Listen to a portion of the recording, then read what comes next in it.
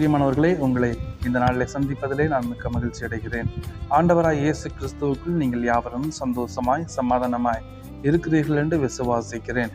இந்த நாளிலே தேவன் நமக்கு தந்திருக்கிற நல்ல வசனத்துக்கு நேராக நாம் கடந்து செல்லலாம்.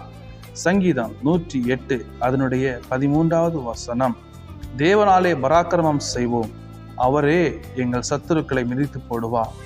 ஆமென். தேவனாலே பராக்கிரமம் செய்வோம். அவர் ஒருவரே பராக்கிரமம் செய்கிற கர்த்தர். பராக்கிரமம் என்றால் அதற்குள்ளே ஒரு தைரியம்.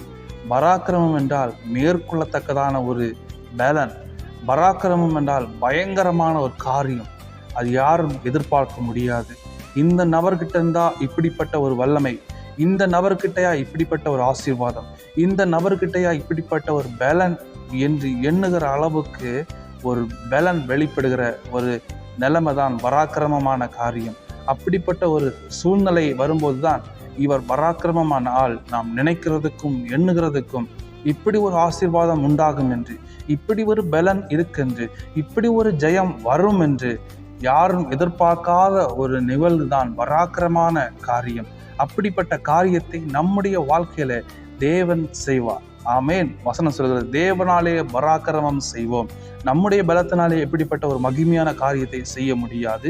நம்முடைய அறிவினாலே இப்படிப்பட்ட ஆசீர்வாதமான ஒரு காரியத்தை செய்ய முடியாது. யாரால முடியும் என்றால் தேவனாலே பராக்கிரமம் செய்ய முடியும். அவர்தான் நம்மை பார்த்து கூப்பிடுகிறார், பராக்கிரமசாலியே என்று கூப்பிடுகிறார். தேவன் அப்படிப்பட்ட பராக்கிரமமான ஒரு காரியத்தை நம்முடைய வாழ்க்கையில அவர் செய்ய போகிறார் என்று இந்த நாளிலே நமக்கு அவர் வார்த்தை தருகிறார்.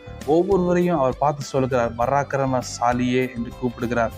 ஏனென்றால் தேவனுடைய பராக்கிரமான கிரியை நம்முடைய வாழ்க்கையில நடக்க போகிறது. வசனம் சொல்கிறது, அவரே எங்கள் சத்துருக்களை மிதித்து போடுவார். யார் தேவனுடைய பிள்ளைகளுக்கு வாழ்க்கைக்கு எதிராக எழும்பி போராடுகிறார்களோ, யார் தேவனுடைய பிள்ளைகளுடைய வீட்டுக்கு எதிராக எழும்பி போராடுகிறார்களோ, யார் தேவனுடைய பிள்ளைகளுடைய ஊழியத்துக்கு எதிராக எழும்பி போராடுகிறார்களோ, யார் தேவனுடைய பிள்ளைகளுடைய பிசினஸுக்கு எதிராக எழும்பி போராடுகிறார்களோ, யார் தேவனுடைய பிள்ளைகளுடைய கல்விக்கு எதிராக எழும்பி போராடுகிறார்களோ, தேவன் நிச்சயம் இந்த நாளில் பராக்கிரமமான ஒரு காரியத்தை செய்வார்.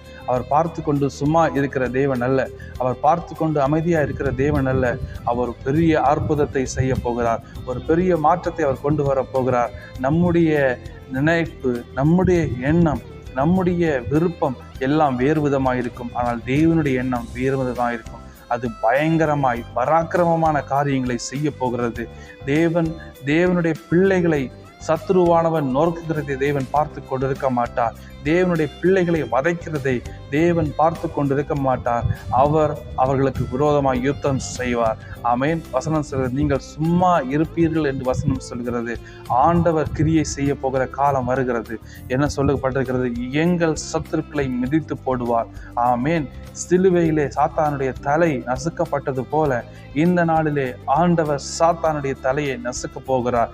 தேவனுடைய பிள்ளைகளுக்கு எதிராக போராடி கொண்டிருக்கிற சாத்தானுடைய தலையை தேவன் நசுக்கி தேவ பிள்ளைகளுக்காக தேவன் பராக்கிரமமான கிரியைகளை அவர் செய்து முடிக்க போகிறார். அப்படிப்பட்ட பயங்கரமான கிரியைகள் இந்த நாளிலே தேவன் நம்முடைய வாழ்க்கையில அவர் நடத்த போகிறார். அதனால் விசுவாசத்தோடு தைரியமாய் காணப்படுவோம். அவரையே நம்பி இருப்போம்.